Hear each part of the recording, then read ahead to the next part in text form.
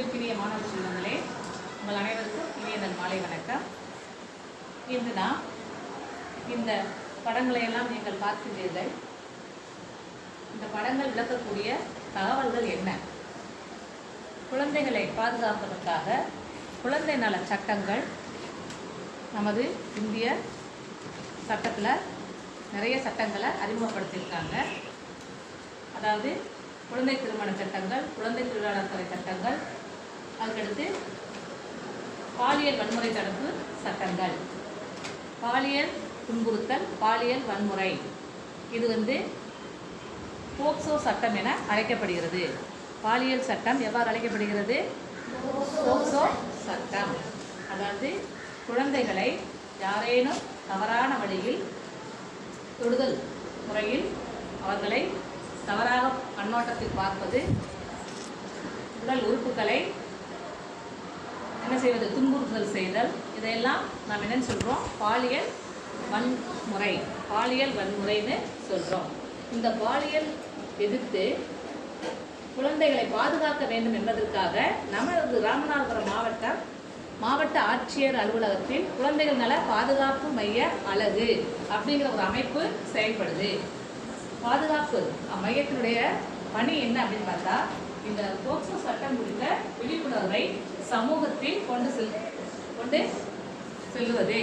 அதாவது சமூக அக்கறை ஏற்படுத்தி மாணவர்களிடையே குற்றங்கள் ஏற்படாமலும் மக்களுக்கு விழிப்புணர்வையும் குழந்தைகளுக்கு விழிப்புணர்வையும் ஏற்படுத்த வேண்டும் என்பதுதான் இந்த மாவட்ட குழந்தைகள் நல பாதுகாப்பு அமைப்பினுடைய ஒரு முக்கியமான பணியாக இப்போ செயல்பட்டு கொண்டிருக்கிறது. இந்த போக்சோ சட்டம் என்ன அப்படின்னு பார்த்தீங்கன்னா,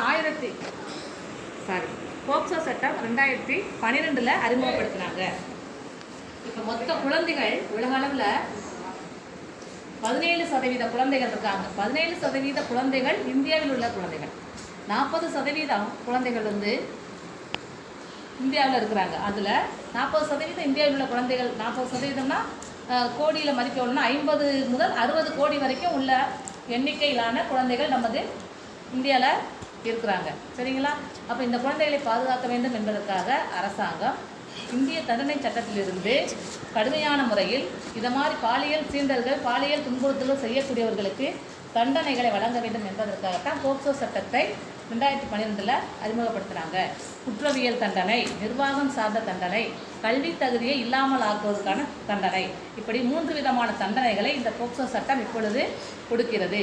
இப்போ நீங்கள் குழந்தைகள் பள்ளியிலிருந்து வருகிறீர்கள், வரும்பொழுது வீடுகளிலோ, அதாவது வருகிற வழியிலே, தெருவிலே, அல்லது பேருந்தில் வந்தால், அல்லது மிதிவண்டியில் வரும் பொழுது, கிராமத்தை விட்டு வெளியில் வரும் பொழுது, எங்கேனும் உங்களுக்கு யாரேனும் அச்சுறுத்தல் செய்தாலோ, யாரேனும் உங்களை பின்தொடர்ந்து ஏதேனும் ஒன்று தவறாக முன்னிடம் அதாவது தொடர்பு கொள்ள முயற்சித்தாலோ உடனே நீ நோ சொல்லணும், உறக்க சத்தமாக கத்தணும்.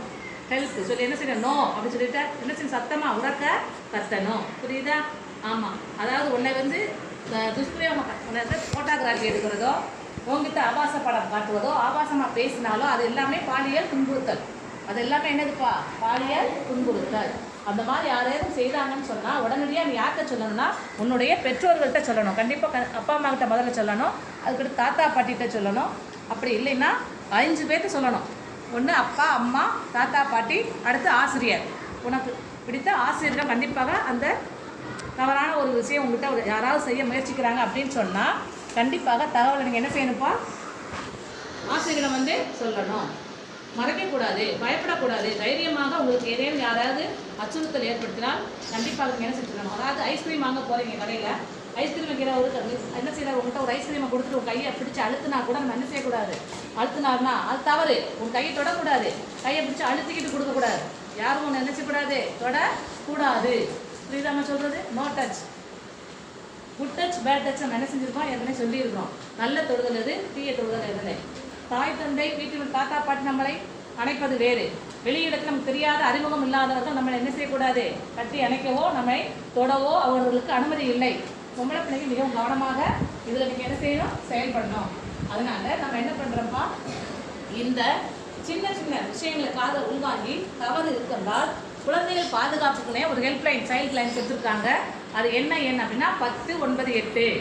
இப்போ உனக்கு யாரையும் தீங்கு செஞ்சாங்கன்னா உடனே நம்ம என்ன செய்யலாம்? தனிப்பட்ட முறையில் நம்மளே என்ன செய்யலாம்? இந்த குழந்தை மைய நல உதவி என்ன நம்ம என்ன செய்யலாம்? அழைத்து தகவல் சொல்லலாம். அந்த நம்பர் என்ன நம்பர் சொல்லுங்க? 1098 1098 அப்படிங்கிற எண்ணை அரசாங்கம் நமக்கு கொடுத்துருக்குறாங்க. அந்த எண்ணுக்கு நம்ம தகவல் கொடுத்து நம்மை நாமே பாதுகாத்துக் கொள்வதற்கு நமக்கு அரசாங்கம் வழிவகுத்திருக்கிறது.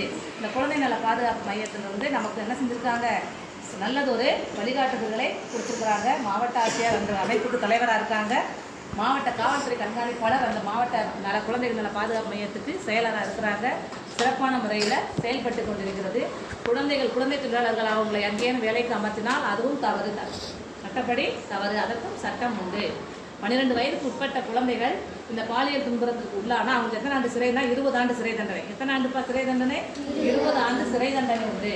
அதனால் பெண் குழந்தைகள் எந்த இடத்துலையும் விழிப்பாக செல்லுங்கள், விழிப்பாக இருங்கள். எங்கேயும் தவறு இழைக்க உங்களுக்கு ஆபத்து நேர்கிறதுனா நோ என்று சட்டமாக உதவிக்கு அதை என்ன செய்யணும்? உறக்க கூப்பிடுங்கள்.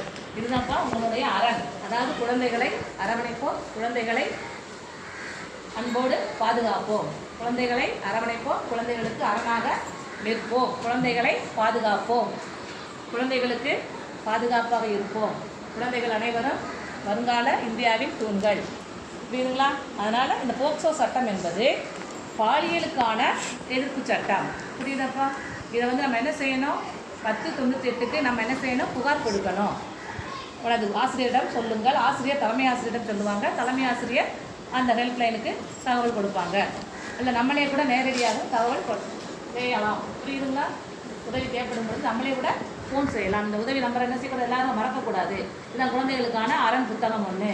குழந்தைகளை பாதுகாக்கணும் அப்படின்னு அழகான முறையில் தெளிவாக கொடுத்துருக்குறாங்க. எங்கே சென்றாலும் வந்தாலும் பாதுகாப்போடு இருங்கள், விழிப்போடு இருங்கள். நன்றி, வணக்கம்.